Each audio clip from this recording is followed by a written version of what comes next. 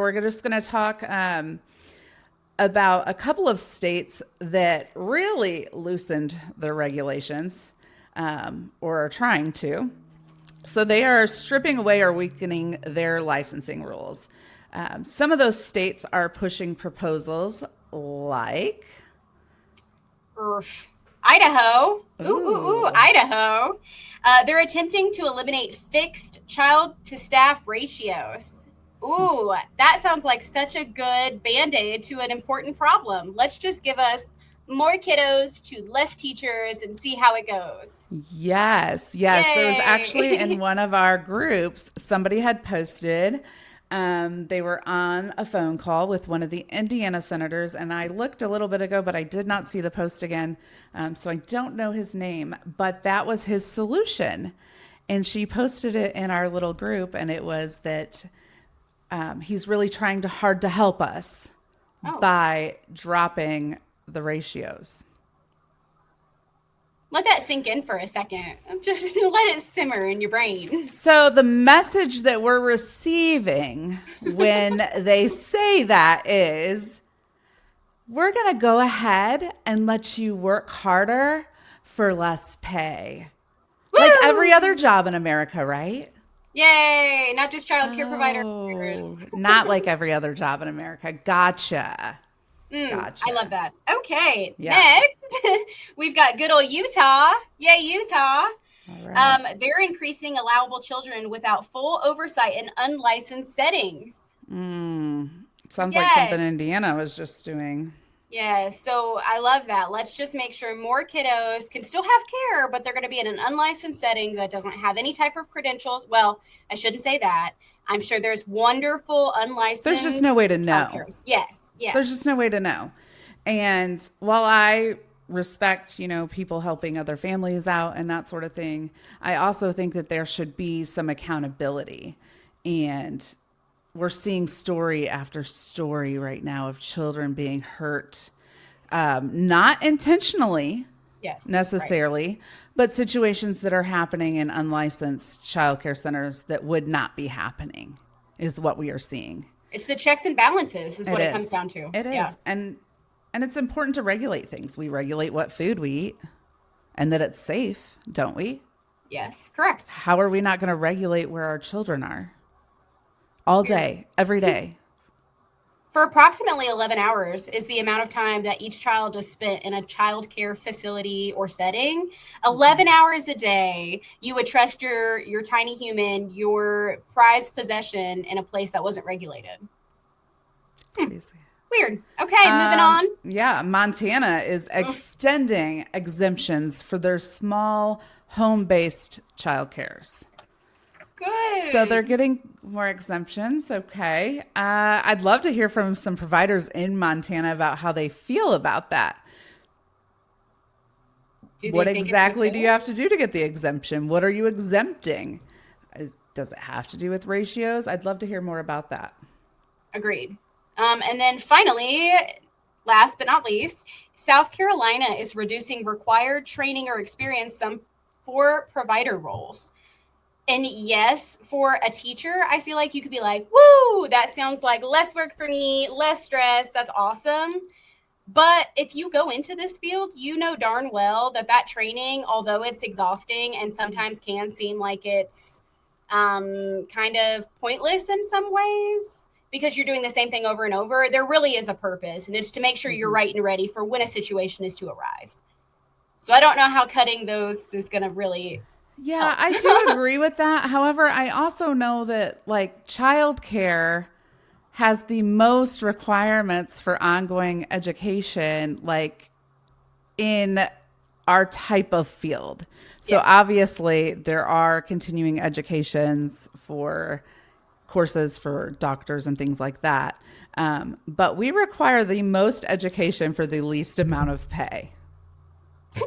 How crazy. Woo! Our school has to do 25 hours a year of ongoing education, documented. And that's every staff member. Well, I'm not trying to throw you under the bus at all, Jess, so I really apologize in advance. However, Great. I love hearing those words. Jess is above and beyond type of gal. So yes, we do the 25 hours like mandated of the training, but we always do more. And the reason we do is because there's a new curriculum, there's a new something. And I really do think that's what sets us apart from maybe some other childcare providers in the area, because we do go the extra length. So sometimes it's good, but all the times maybe not so much. Right. I can see it both ways. Yeah. Yep. I could too. So why the push right now? States are arguing licensing is too heavy, too rigid, and it's too costly for providers, especially in rural areas. I don't disagree. Correct. So that means you shouldn't be taking away our money. Say it louder. Makes sense, right? Do I need to say it louder for the people in the back? Say it. So yeah, you're giving us less money with the On My Way pre-K and the CCDF and the subsidies, but we're still required to do all the same things, right? Mm-hmm. You don't like that? No, because we can't afford that as programs. It doesn't work that way. Well, that's unfortunate, but you're not wrong. You're pretty Right? accurate. But okay. Here's the line that we're going to have to watch, right? So when we let go of the core guardrails, the vulnerable, so the children, the providers, the teachers, Yep. families with less access are going to end up absorbing the risk. They're going to take the biggest hit from all of this, and it's not going to be a direct line. It's going to shoot from all sides, where I feel like everyone's going to feel the heat. Yeah, and what about the families that they've been approved, but they're not in a childcare yet, and they're just stuck on this wait list until 2027? They're just getting left behind? Well, Jess, I don't think you can But say I thought that. we were no child left behind. Right, but as providers, we got that email on Friday that said, parents, pick your providers. So they're thinking. Thanks, Indiana. Good job on that one. Yeah, Indiana sent out an email on Friday that instructed all parents on the subsidy that you are in charge of your vouchers, and you can go to a cheaper childcare center and pick who you want, and basically putting everything back on the providers again, like little scared scapegoats. It's ridiculous. It's unfortunate. It's unfortunate that we have to go that route. Like, grow up. Woo. All right. Well, so going back to kind of what Jess was speaking about earlier, the things that we have to watch for are these top tiered things. So quality versus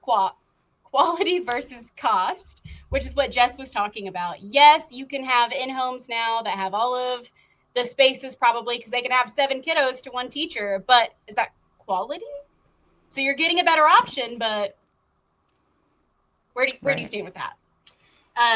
Jess, what else? Yeah, liability and insurance. We talked a little bit about all of the unlicensed providers right now opening up their homes. Well, less regulations makes you more vulnerable to lawsuits, and good luck getting insurance. My friend, once again, Sam Phillips will tell you, we are in a crisis right now with our childcare insurance companies, and it's already hard enough to get insurance with being licensed and regulated. And just the knowledge of how to go about that. A lot of providers, if they're just starting out, they wouldn't know. Yeah. It puts a bad taste in my mouth. It does. It does. Protect yourself. Yes. Equity and transparency. So how can families compare or monitor quality when standards are now going to become thinner and thinner and thinner? Good point. Good point. Yeah, because I fear that a lot of parents don't even realize what's happening. And they can't even grasp all of that's happening, and it's happening right under their nose for many of them. And they're not going to have those warning signs of what standard changed or what quality level changed. This is what I signed my kid into. Level 4, passed to quality. Quality was great, all these things. But the parents aren't understanding that all of these things, especially the cash pay parents that have not had any of these letters sent to them. They're not understanding all the changes that are happening. And unfortunately, they're going to end up paying part of the cost. Yeah. Yeah, you're not wrong. But the other piece of it too is, so Jess and I went to this meeting with a bunch of providers who got together in the state of Indiana to talk about what was happening and how we could kind of rally together to figure out solutions, at least for the short term, while we work through the legislative and all that good stuff.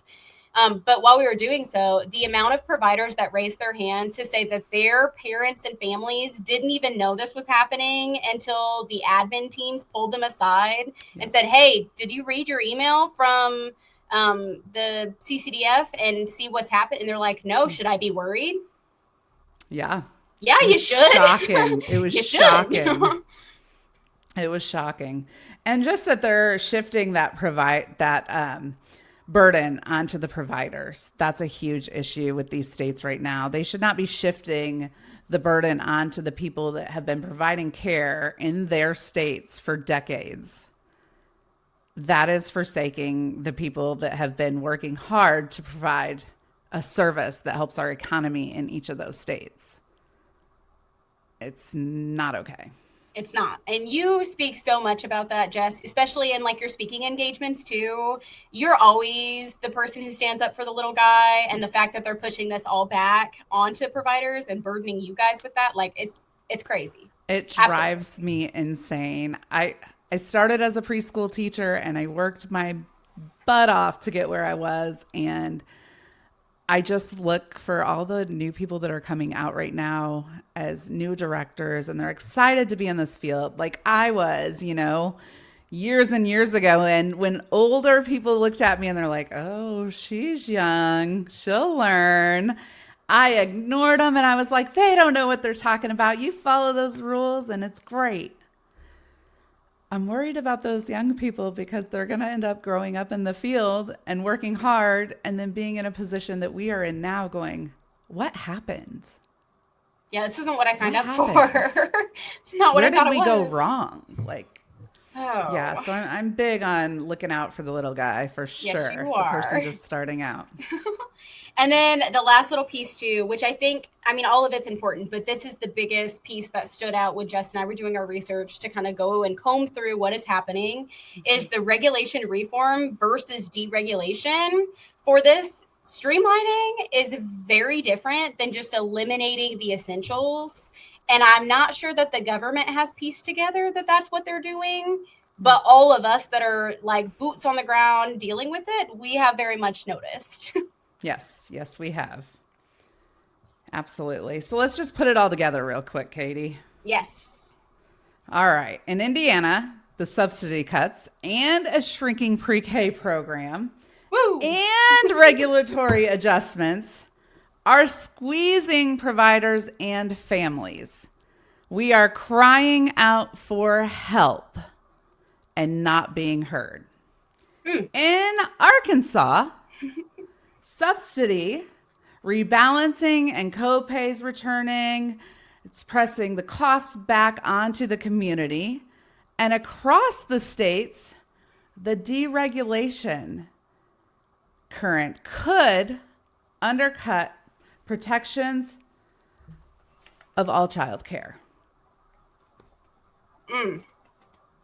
I feel like everybody just needs to sink that into their brains momentarily, because that's such a powerful, short little synopsis of what is actually happening, which is crazy. It is.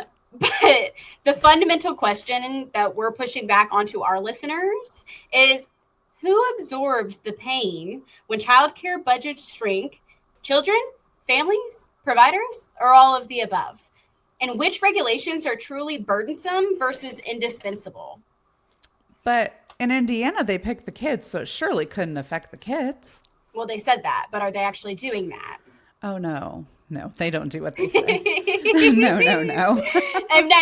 Oh, no. Oh, well, we appreciate you all for listening to us. We want to hear some more from you guys and what's happening in your states. We are going to jump onto some other series along the way. I promise we are not doing only looking into the government and childcare, but we actually want to talk about some stories around childcare and get to the lighter side of things too, because this is heavy. It is heavy, but there is in our field. Yes, this is a challenging subject. Yes, it's very stressful, but there are so many things that you should be proud of and enjoy. Yes, and we do a good job of diving into all of it. Yes, I am excited for some of those episodes to start coming up. Yes. I'm ready for them. So please subscribe, follow, like, share. We appreciate all of it. You guys are amazing. We're so glad that this is hopefully bringing up the conversation and helping everybody. Yes. Bye. Bye.